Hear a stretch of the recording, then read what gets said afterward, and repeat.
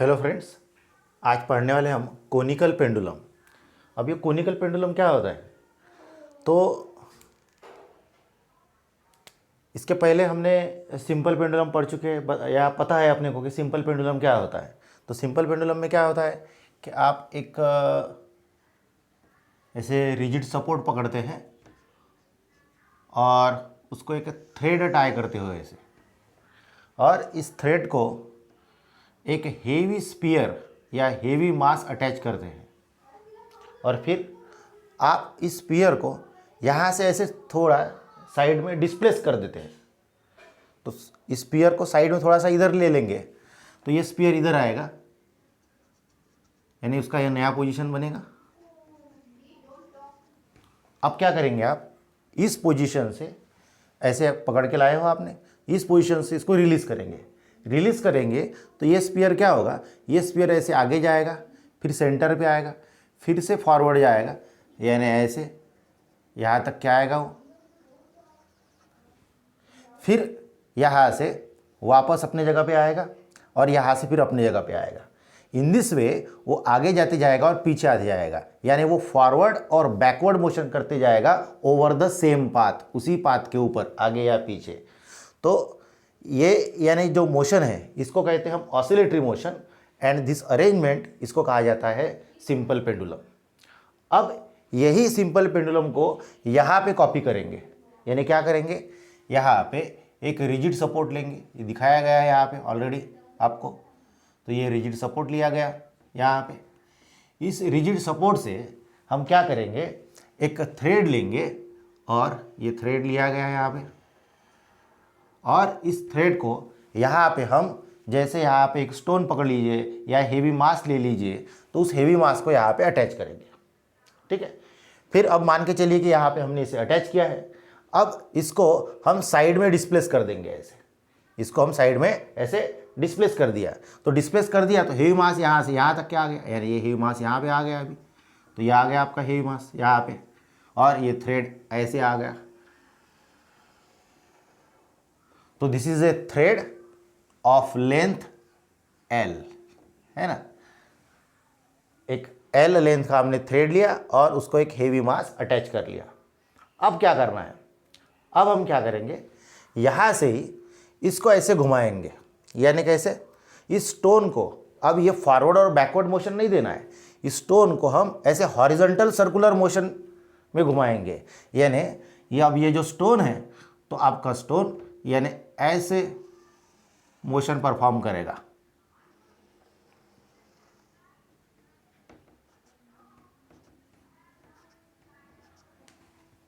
यानी ये थ्रेड लिया, इसको एक स्टोन टाई किया, और अब इसको ऐसे घुमाए, कैसे, such that this stone will perform horizontal circular motion, and with this thread it will form A cone like structure. यानी यहाँ पे क्या बना, एक कोन बना, वो कोन यानी कैसा है, this is called as right circular cone, such that its axis is vertical, जिसका एक्सिस कैसे वर्टिकल है, यानी ऐसा कोन है ऐसे। अब इसको इसी कोन को आपने ऐसे पकड़ा तो उसका एक्सिस कैसे हो जाएगा, हॉरिजॉन्टल हो जाएगा, है ना। तो यहाँ पे एक्सिस कैसा है, इसका वर्टिकल है। So when a heavy mass is tied to a string and it is revolved in horizontal circle such that it performs horizontal circular motion and it forms a cone like structure, then that arrangement is called as conical pendulum। तो फिर उस arrangement को कहा जाता है conical pendulum. अब ये जो कोनिकल पेंडुलम है, यानी ये जो हेवी मास है, ये ऐसे हॉरिजॉन्टल सर्कुलर मोशन परफॉर्म कर रहा है। तो इस हेवी मास जो हॉरिजॉन्टल सर्कुलर मोशन परफॉर्म कर रहा है, तो इसकी लीनियर वेलोसिटी क्या होगी, इसकी एंगुलर वेलोसिटी क्या होगी, इसका टाइम पीरियड क्या होगा, इसकी फ्रीक्वेंसी क्या होगी, ये हमें निकालना है। तो अब हम इसका डेरिवेशन करते हैं। तो मान के चलिए ये हेवी स्पीयर है, हैविंग मास m, तो उसका जो वेट है वो वेट कहाँ लगेगा, वेट लगेगा सीधा डाउनवर्ड डायरेक्शन में, यानी इसका जो वेट है, वेट इक्वल टू mg, वो लगा डाउनवर्ड डायरेक्शन में।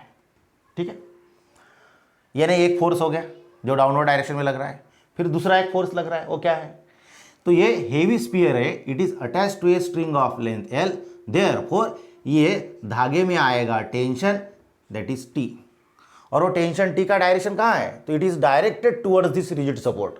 यानी ये जो डॉटेड लाइन और ये लगाया है तो ये क्या है, तो ये रिजिड सपोर्ट है, यानी टेंशन का डायरेक्शन कहाँ पे है, तो it is directed towards rigid support. अब जो ये बॉब है, तो बॉब को आपने ऐसे थोड़ा डिस्प्लेस किया था साइड में, तो कितने एंगल से डिस्प्लेस किया था, let this is the theta, theta angle से आपने डिस्प्लेस किया था। अब ये जो कोन बना है, कोन लाइक स्ट्रक्चर बना है, तो ये कोन की ये जो स्टैंडिंग लाइन दिखाई दे रही है, ये हो गई उसकी हाइट, ठीक है, तो ये हो गई उसकी वर्टिकल हाइट। इधर अगर पकड़ते तो ये अलग आया था, यानी ये लेंथ ऑफ द स्ट्रिंग है। अब यहाँ से ये जो हॉरिजॉन्टल सर्कुलर मोशन परफॉर्म करा, यानी ये सर्कल बन गया, तो यहाँ से यहाँ तक के ये जो डिस्टेंस है ये हो गया उसका radius of circular path r, और उस सर्कल का ये पकड़ेंगे सेंटर। तो ये कोनिकल पेंडुलम हो गया ये, यानी ऐसे गोल गोल घूम रहा है, ऐसे हॉरिजॉन्टल सर्कुलर मोशन परफॉर्म कर रहा है। तो इस कोनिकल पेंडुलम, इस बॉब के ऊपर अब दो फोर्सेस लग रहे हैं। कौन कौन से दो फोर्सेस लग रहे हैं, एक लग रहा है उसके ऊपर weight that is equal to mg, और दूसरा फोर्स लग रहा है that is tension T which is directed towards the rigid support. अब क्या करेंगे, अब हम क्या करते हैं, ये जो टेंशन है जो रिजिड सपोर्ट की तरफ डायरेक्ट कर रहा है, उस टेंशन को हम रिजॉल्व करेंगे इनटू टू परपेंडिकुलर कंपोनेंट्स। दो परपेंडिकुलर कंपोनेंट में हम उसको रिजॉल्व करेंगे। तो एक कंपोनेंट होगा वर्टिकल कंपोनेंट, यानी सीधा ऊपर ऐसे वर्टिकल कंपोनेंट, और जो दूसरा कंपोनेंट है वो है हॉरिजॉन्टल कंपोनेंट। अब ये थीटा है, तो यहाँ पे भी ये भी बन गया एंगल दैट इज थीटा, दिखाई दे रहा है आपको ये थीटा। अब यहाँ पे आप ये लाइन ज्वाइन कर दीजिए ऐसे, तो ये राइट एंगल ट्रायंगल बना, ये 90 डिग्री। तो अब देखिए क्या हुआ, ये थीटा है, ये हाइपोटेनियस है, ये थीटा है, ये हाइपोटेनियस है राइट एंगल ट्रायंगल में, ये थीटा, ये हाइपोटेनियस, तो ये क्या हो गई, एडजेसेंट साइड हो गई है। तो एडजेसेंट साइड में क्या आता है, कॉस, यानी यहाँ पे लिखेंगे हम कॉस थीटा, और उसके पहले क्या लगाना है, हाइपोटेनस, तो हाइपोटेनस क्या है, टी। तो ये जो वर्टिकल कंपोनेंट है इसका नाम आ गया टी कॉस थीटा। सिमिलरली ये राइट एंगल ट्रायंगल में ये जो डॉटेड लाइन दिखाई दिया, ये थीटा के सामने वाली साइड है, यानी अपोजिट साइड है।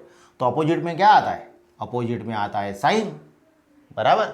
और उसके पहले किसे रिजॉल्व किया आपने, टेंशन को रिजॉल्व किए, तो उसके पहले लगेगा टी, यानी ये अपोजिट साइड है, इसका नाम क्या आएगा, टी साइन थीटा, जिसे हम यहाँ ना दिखाते हुए यहाँ पे दिखा रहे हैं। तो ये जो हॉरिजॉन्टल कंपोनेंट है इसका नाम आ गया टी साइन थीटा, यानी ये जो हॉरिजॉन्टल कंपोनेंट है इसका नाम है टी साइन थीटा। हो गया क्लियर है।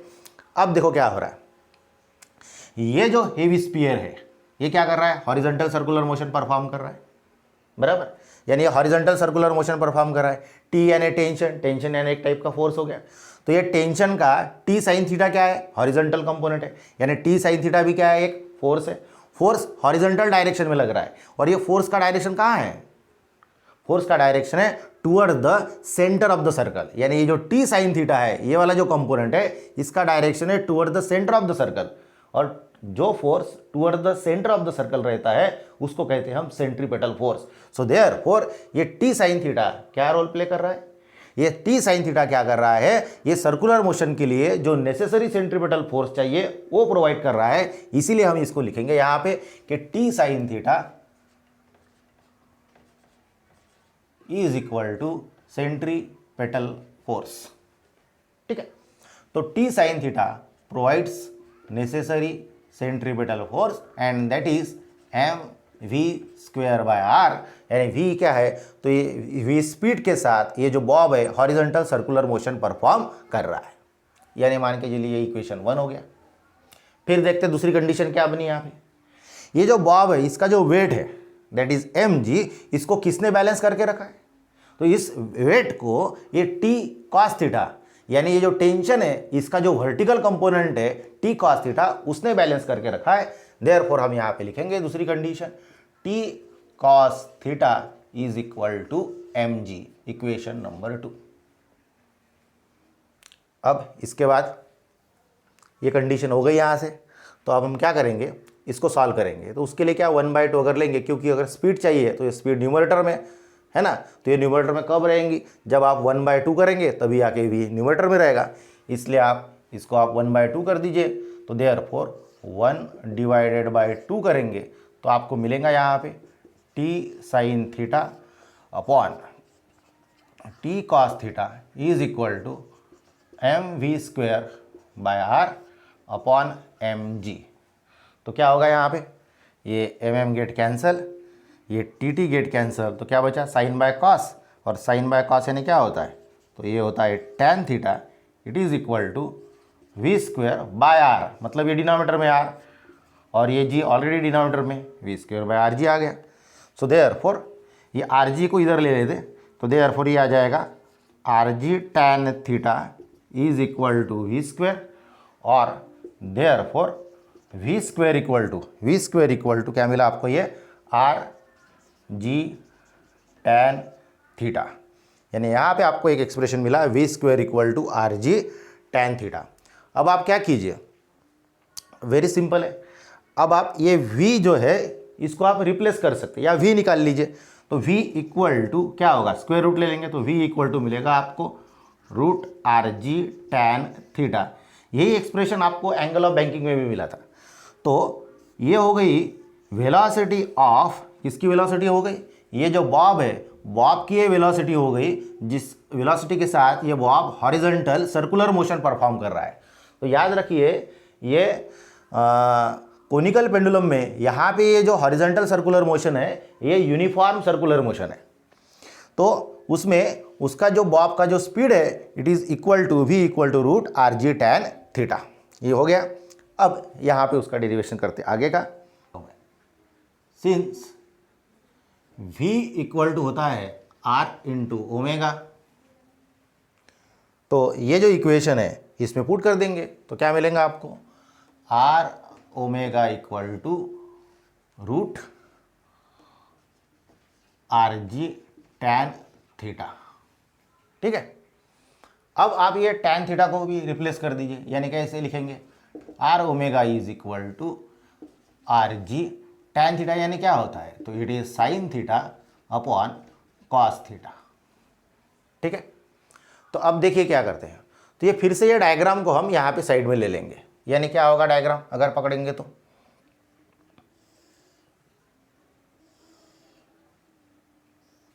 ये यहाँ पे बॉब है, तो ये r हो गया, ये थीटा है ना, ये हाइट है और ये l है, यानी लेंथ ऑफ द थ्रेड और ये मास ऑफ द बॉब। तो यहाँ पे हम साइन थीटा को अगर पकड़ते हैं तो since sine theta is equal to क्या होता है फार्मूला, अपोजिट, बोलिए, it is opposite upon hypotenuse, यानी यहाँ पे मिलेगा आपको opposite upon hypotenuse. So therefore sine theta is equal to opposite यानी आपका r और हाइपोटेन्यूस क्या है l है, तो ये r/l मिला। तो जो यहाँ पे साइन थीटा है उसके जगह पे हम r/l पुट कर देते, तो क्या मिलेगा, यही इक्वेशन आपको मिलेगा r omega equal to root, ये हो गया आपका आर जी इंटू ये साइन थीटा जो है साइन थीटा, तो साइन थीटा की जगह पे r/l यानी आ गया r divide by l into, अब डिनोमिनेटर में सिर्फ कॉस थीटा बचा है यानी 1 अपॉन कॉस थीटा। तो देखिए यहाँ पे क्या हो गया, यहाँ पे r इंटू आर, रूट के अंदर क्या हो गया r², रूट के बाहर आ गया तो यहाँ पे r आ गया, ये r और ये r कैंसिल हो गए, है ना, तो ये r और ये r कैंसिल हो गए तो लिखने की जरूरत नहीं, डायरेक्ट क्या बचा यहाँ पे ओमेगा बचा। So omega is equal to क्या मिला आपको, रिलेशन देखिए, ओमेगा इक्वल टू क्या मिला, ये r इंटू आर, r² बाहर आया तो r इस r के साथ कैंसिल हुआ, तो ये g है सिर्फ न्यूमरेटर में, अब न्यूमरेटर में सिर्फ g है, तो यहाँ पे आ गया g upon l cos theta, ये आ गया l cos theta.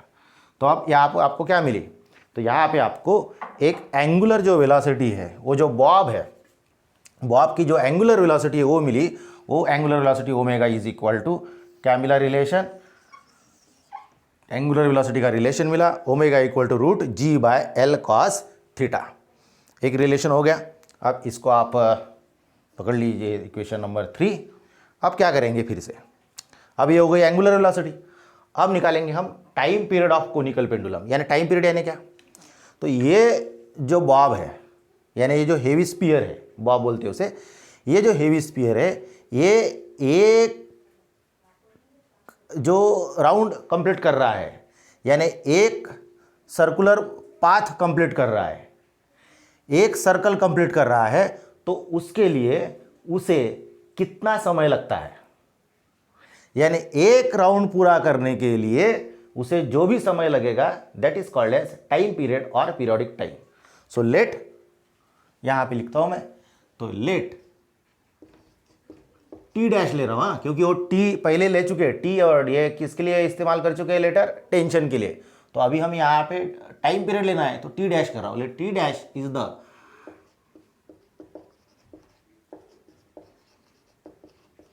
Time period, और इसी को ही लिखता हूं periodic time of conical pendulum, यानी टी डैश क्या है, तो ये टाइम पीरियड और period time of conical pendulum.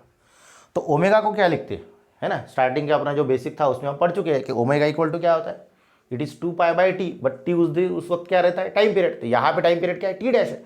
So therefore omega की जगह पे लिखेंगे since omega equal to 2π/t, but यहाँ पे टी डैश है तो 2π/t dash. So therefore 3 implies, कैसे मिलेगा आपको ये 3, तो ये मिलेगा आपको 2π/t dash is equal to g/l cos theta, तो टी डैश न्यूमरेटर में चला जाएगा, है ना, upon 2π is equal to, reciprocal ले रहे हैं तो ये न्यूमरेटर में चला जाएगा, यानी l cos थीटा न्यूमरेटर में चला जाएगा, g आ गया डिनोमिनेटर में। So T dash by 2π equal to root l cos theta by g। अब therefore T dash is equal to, ये 2π सामने लीजिए, तो 2π root l cos theta by g, यानी time period of conical pendulum, उसके लिए आपको एक्सप्रेशन मिला। क्या मिला एक्सप्रेशन, कि T dash equal to 2π root l cos theta by g। अब यहाँ पे ये जो फ्रीक्वेंसी निकालेंगे, यानी टाइम पीरियड हो गया ये, कि टाइम पीरियड यानी क्या, कि एक राउंड पूरा करने के लिए उसे कितना समय लगता है। अब हम ये देखेंगे कि ये जो हेवी स्पीयर है, ये हेवी स्पीयर एक सेकंड में ऐसे कितने रोटेशंस परफॉर्म कर रहा है ना, एक सेकंड में ऐसे कितने रोटेशंस परफॉर्म कर रहा है, that is called as frequency, उसी को कहा जाता है फ्रीक्वेंसी। तो फ्रीक्वेंसी इज गिवन बाय, कैसे देते हैं फ्रीक्वेंसी, रेसिप्रोकल, यानी, है ना, तो टाइम पीरियड इज 1/n और n इक्वल टू 1/t। तो मैं यहाँ पे लिख देता हूँ कि n frequency equal to 1/t dash. So therefore reciprocal लेंगे तो ये क्या हो जाएगा, तो देयरफॉर n इक्वल टू, ये रेसिप्रोकल हो जाएगा, उल्टा हो जाएगा, यानी यहाँ पे आएगा, बोलिए 1/2π, न्यूमरेटर में चला जाएगा g और डिनोमिनेटर में बचेगा l cos थीटा। यानी फ्रीक्वेंसी के लिए भी एक फार्मूला मिल गया। क्या मिला formula, n equal to 1/2π root g by l cos theta. तो ये हो गई frequency of conical pendulum. Frequency मतलब number of rotations in 1 second, एक सेकेंड में वो कितना रोटेशंस करेगा। तो अभी आप अपने को ये जो कोनिकल पेंडुलम है इसका क्या क्या पता चला, ये लीनियर वेलोसिटी, एंगुलर वेलोसिटी, उसका टाइम पीरियड और उसका फ्रीक्वेंसी। अब न्यूमेरिकल्स में क्या होता है कि न्यूमेरिकल्स में वो टेंशन निकालने के लिए पूछते हैं। तो जब वो न्यूमेरिकल्स आएंगे और उसमें वो टेंशन पूछेंगे तो क्या करना, आप इसका इस्तेमाल करना, यानी ये फैक्टर का,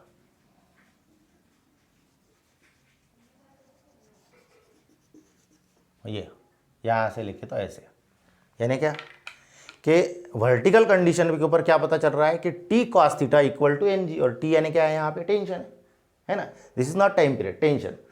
तो टेंशन निकालने के लिए बोलेंगे तो ये अक्सर ऐसे क्वेश्चंस आता है इसके ऊपर। तो T cos theta equal to क्या हो जाएगा, एम जी, फिर आपको एक तो थीटा दिया रहेगा, मास दिया रहेगा, जी तो पता ही है, तो उससे आपको ये टेंशन मिल जाएगा। अब ये जो अपने को इक्वेशंस मिले हैं इसको थोड़ा सा डिस्कस कर दे, यानी क्या होगा, थोड़ा सा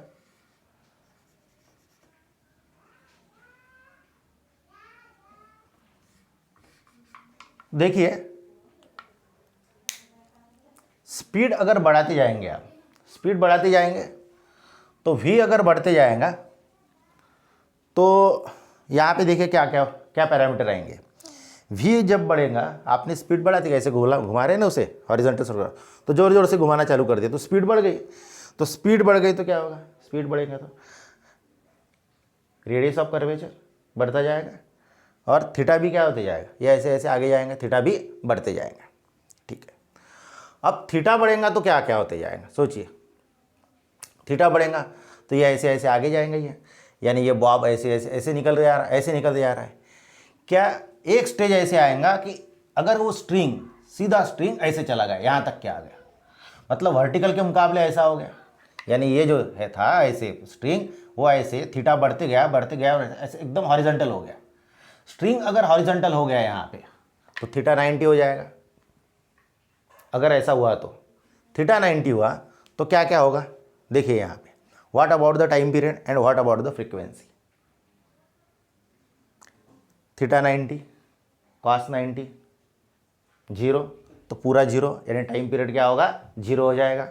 टाइम पीरियड जीरो हुआ तो फ्रीक्वेंसी क्या होगी उस इन दैट केस, ये टाइम पीरियड यहाँ पे जीरो तो 1/0, यानी क्या बोलेंगे आप उसे, नॉट डिफाइंड और इनफाइनाइट, यानी फ्रीक्वेंसी इनफाइनाइट। तो ये पॉसिबल ही नहीं है कि फ्रीक्वेंसी इनफाइनाइट होगी उस वक्त, यानी एक सेकेंड में जो कितने रोटेशंस कर रहा है, तो इनफाइनाइट नंबर ऑफ रोटेशन, बहुत ज़्यादा रोटेशंस कर रहा है, ऐसा पॉसिबल नहीं होगा। यानी string will become never horizontal in case of this conical pendulum. इस बात को आप याद रखिए।